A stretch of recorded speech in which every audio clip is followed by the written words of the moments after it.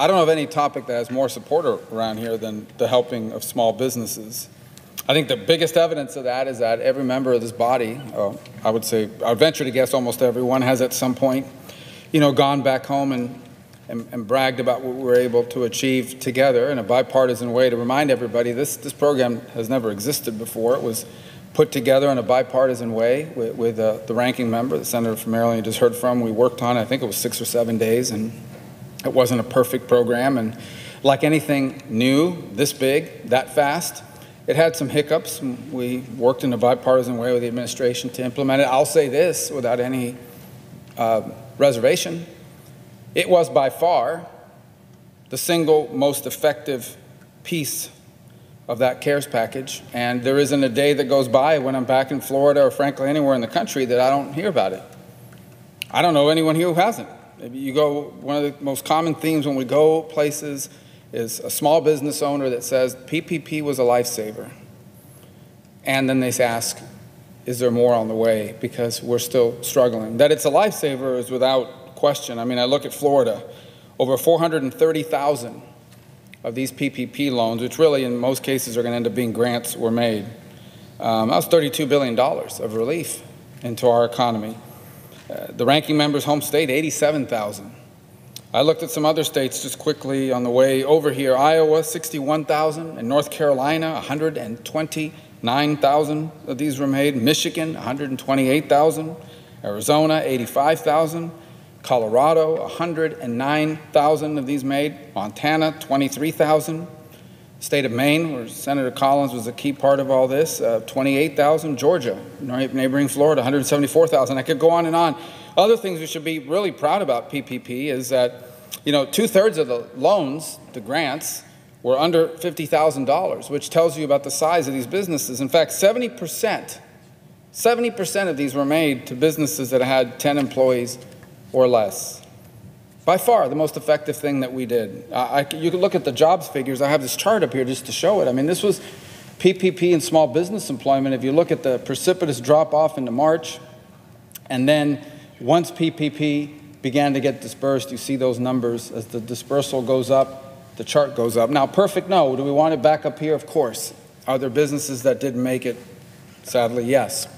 But there are people working right now. There are small businesses that were going to be wiped off the face of this country's economy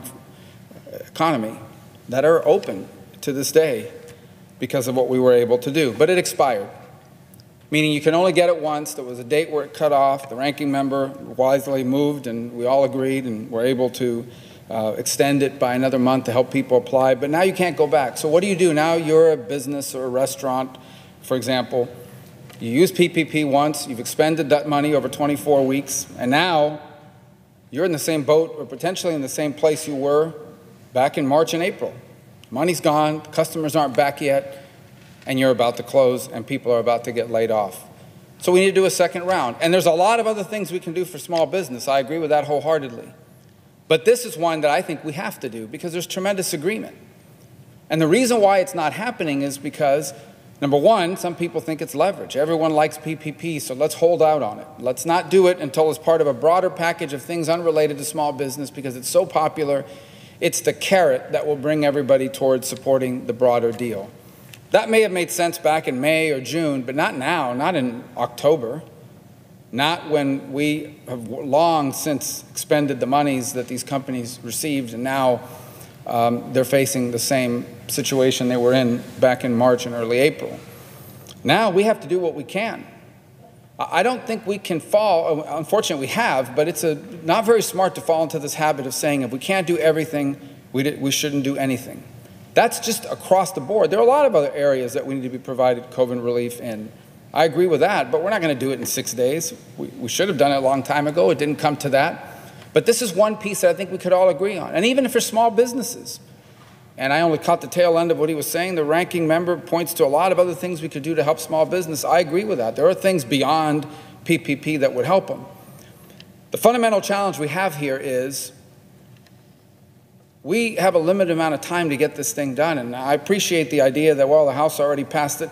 But the thing is that is not something that's going to become law. That's the reality. Just like there are things that we want on this side that are not going to become law, because to pass a law right now in Washington requires passage in a Senate with a Republican majority, but not 60 Republicans, so you need Democratic votes. You need that body to pass it. You need a democratically controlled House to pass it and a Republican president to sign it. That's just, basic math in terms of what it takes. That's just the basic outline of what it takes to turn whatever it is we're talking about here into a law and to actually help people. If you want to help people, we have got to figure out something that at least 60 people in the Senate, a majority in the House, will agree on and that the president will sign. And the one thing I know for sure that could get that, if we just had a straight up or down vote on it, is the notion of extending a second round of PPP assistance to a targeted number of small businesses. That's it. Now, is that everything I want to do? No, I want us to do more. And by the way, if we could figure something more to do in the meantime, that would be great. But this must happen. There's no way of explaining to people, well, hold on a second. Everybody agrees that we need to do more just to extend PPP. Well, why haven't you done it? And then you have to explain, well, because there was 9 other things we wanted to do for small business. But since we couldn't agree on those, we didn't do the one we agreed on. Or there was a bunch of other things, non-small business related, that we wanted to get done. And because those didn't happen, we're holding the whole thing up. People, they just don't understand. That doesn't make sense in the real world to anybody.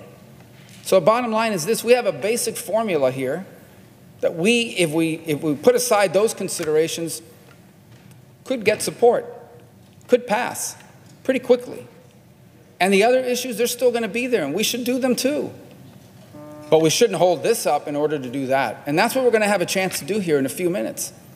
And if we don't, then we'll have to explain, all of us, explain to people why it is that this is being held up. And if you tell them it's because people want leverage for more stuff, they're not going to understand that. It's very simple.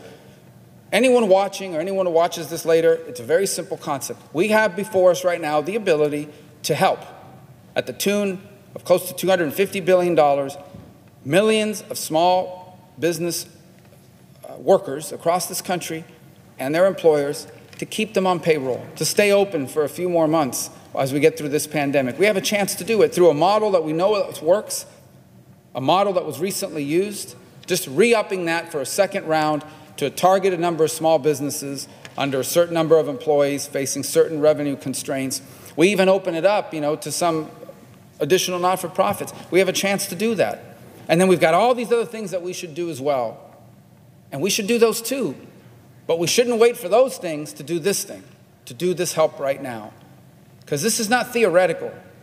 Right now, this very moment, there are thousands upon thousands of small businesses that are holding on a week-by-week basis. And whether or not they can survive isn't up to them. It's up to whether the local government allows them to open and at what capacity. It's up to whether their customers have the financial wherewithal to go back and visit or spend. It's businesses, we talked about restaurants, absolutely. And live venues, absolutely. And all those other places that have been hurt in hospitality, without a doubt. But other businesses are being hurt too. I know a dry cleaner in South Florida who's being hurt. You say, well, why? They're allowed to open. Well, because when people stopped working and going to certain places, they spent less money on dry cleaning. And now a place that had 8 employees has 6, and of the 6, 4 are only part-time. They have an opportunity, if they got PPP, to keep that workforce employed full-time. It would matter to those families. And we can do this. And doing it doesn't mean we don't do anything else. These other issues still have to be addressed. But let's at least do this. It isn't everything, but it's a lot, and it's something, and it will matter. And there's no reason not to do it. It will in no way keep us from doing the other things that need to be done. Again, just because we are not going to do everything in one shot should not mean that we don't do something. We have a chance to do something, and it's meaningful. And it's a model we know that works, and it's a model that we've all supported in the past. And it's one that I hope that in the next few minutes some people will change their minds on and support now. Because to not do something, it's inexplicable. It would make no sense to real people and in the real world who are just trying to hold on and can't figure out why it is we are here, and we can't do something to help them at their hour of highest need. Thank you. I yield the floor.